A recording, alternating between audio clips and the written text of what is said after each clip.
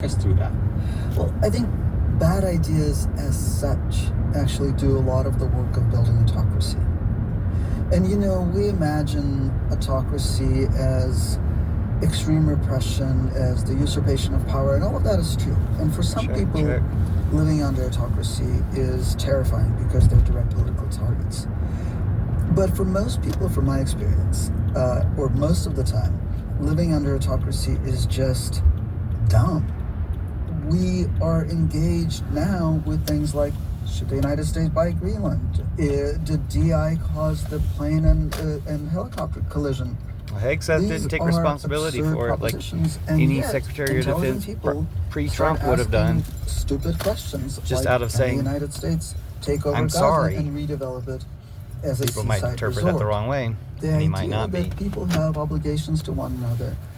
These aren't ridiculous ideas if he actually does them. I mean, they're ridiculously bad, but he can still do them, and they're not with these bad ideas.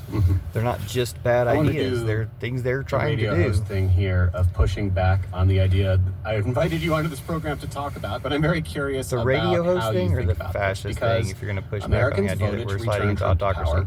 And there's a lot of anecdotal and broader Voted evidence for that autocracy. a lot of voters But the hear subject, conversations like the one that we're having right now as white this thing noise. was set up This as is alarmist worries from elites. This thing was set up as and is national America news setting outlets, going and into they either autocracy. don't believe these warnings or they don't care.